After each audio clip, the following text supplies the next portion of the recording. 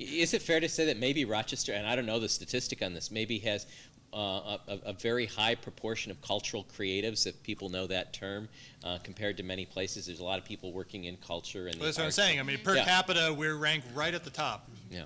You know, number 2 or 3 or something. When I was at University of Illinois, we undertook a multidisciplinary study on positioning Chicago as a high-tech city.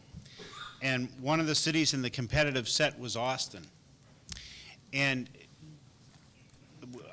we sent teams of students out to go study these different cities. And as I talked to the people at Austin, they decided quite deliberately they wanted to be a high-tech city 25 years ago. Mm-hmm.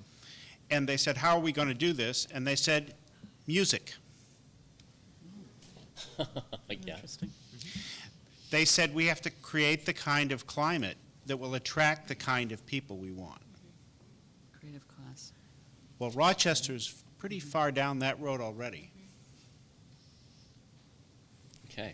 If I can make a second point, though, the city of Chicago came to, well, boosters of the city of Chicago came to us and asked us if we couldn't somehow study how to position Chicago as a high-tech city. And then we put together it was an interdisciplinary graduate course that the university threw a significant amount of money into, enough so we could send students off to study cities in the competitive set. But I was a little surprised coming here, hearing so much about the development issue, and looking at my own university, and so far as I know the others, not one of them has a center for the study of Rochester. That's interesting. That's an interesting thought. Yeah.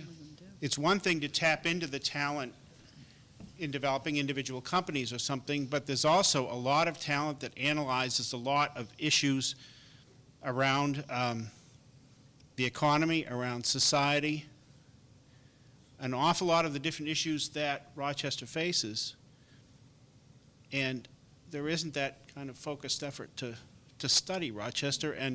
But I mean in the kind of way that that group did at Illinois, to come up with some very concrete sets of So are you raising your hand on behalf of University of Rochester? I'm the PR guy.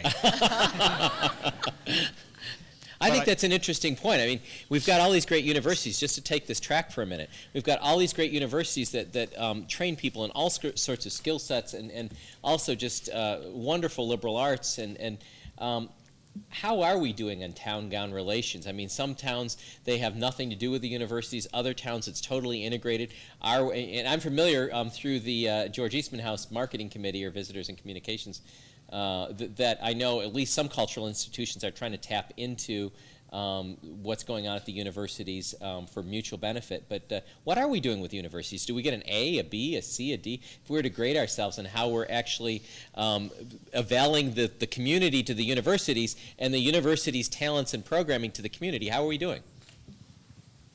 The moat has been removed from the University of Rochester.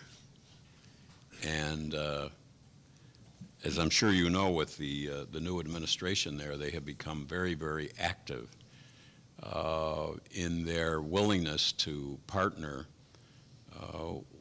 with the government entities in Greater Rochester, and have understood that their future is tied very, very closely, in particular, to the city of Rochester. As a result, you'll see a lot of development going on across the river from the university. There's a new hotel being constructed. Very shortly, there will be an office building with some retail space on the first floor. And shortly after that, you'll see a residence hall for about 400 students. So they are really reaching out to see how they can help with their development. In fact, we just had an opportunity to review at least their preliminary 10-year plan at the city.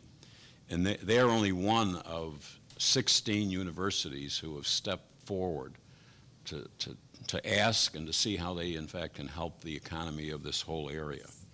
RIT is very involved, Monroe Community College, St. John Fisher, Nazareth, one after the other. Even Brockport State College, which now has some presence here in the area. They've all been meeting with the county executive and the mayor of the city to find out how, in fact, they could help with the economic viability of this area. So we're very pleased and very happy, and there's an awful lot of talent in those universities and the heads of those universities. I think there's another area to add to Carlos's comments that I find particularly significant. RIT has long been about connecting to industry, companies, trying to create collaborative efforts to spin out companies and the like. They've been much about that space in between what comes out of labs and the research side and what could actually be commercializable. And the U of R, you're mentioning about how the moat's been filled in or taken out. And one of the ways in which that's happened is that the U of R's main campus, as well as its medical and research centers, are becoming far more oriented toward entrepreneurial opportunities and commercialization of what comes out of the university and lab settings. And that's another way that I think we're going to not only keep some of our talent in town, but be able to leverage a lot of the really interesting opportunities that are coming out of the institutions. And I think it's brilliant, and we're past due. Some communities have been doing that for much longer than we are, but we're on the right track, and it's quite different than it was even 5 to 10 years ago.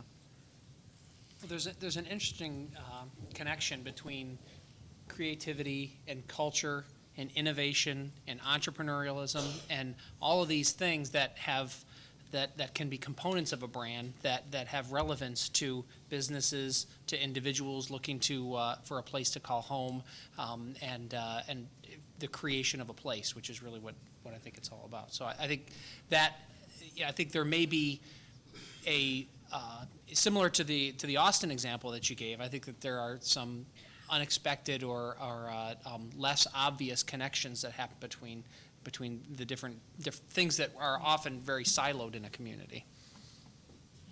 I was just going to add what we've discovered as a basic need, though. We've been having, at Eastman House, we've been having conversations with a team at the University of Rochester to see how we can work more closely together. And the number one thing that came up was the need for improved transportation, that the Go Red program and the transportation system, if somebody wants to come to a movie at the Dryden Theater, they need to get off at Park Avenue and walk. So that's something that we both agreed that in order to really try to do some things where we're encouraging that activity of students coming on to the Eastman House campus, that's a basic need that needs to be met. Yeah, and if I can dovetail with that as well, getting someplace, half the battle is knowing where it is and knowing how to get there. Because when you really think about it, taking the bus to Park Avenue and then walking a block north, not such a big deal. But there's really no place in the city where you can get, and certainly no place online, where you can really get an accurate sense of, oh, no, there's this whole area right around here. It's very walkable. Come on down, yada, yada, yada. And I think there is, of course, I'm biased in this regard, but I think there's an opportunity to have some sort of information system that greases the wheels of social interaction in Rochester. I mean, we spend so much time in our cars. We've got to get out of our cars. And it's very hard to do that if you're, circling a strip mall trying to find exactly the right parking place. It's easier to do that when you know, oh, if I just arrive in a particular location, here are all the things around me, here are all the opportunities, here's the schedule of events, here are all of the places I can be and the things I can do. So, when I think about going places, most often I use the verb to go in the form of a website. And, there's still nothing in Rochester that helps to centralize and identify the kinds of opportunities that do exist. Rochester is a place that endears itself to you. You don't fall in love with it right away. And to some extent, the difference between love at first sight and learning to love is about that learning, is about, discovering all those things. When I moved here, I hated it. I wanted to get out of here as quickly as I could. And I remember, 3 years later, I'm sitting on a ski lift at Swain or something and realizing I was working 30 minutes ago, and now I'm sitting on a lift. But it took me that long to discover all those things that were out there.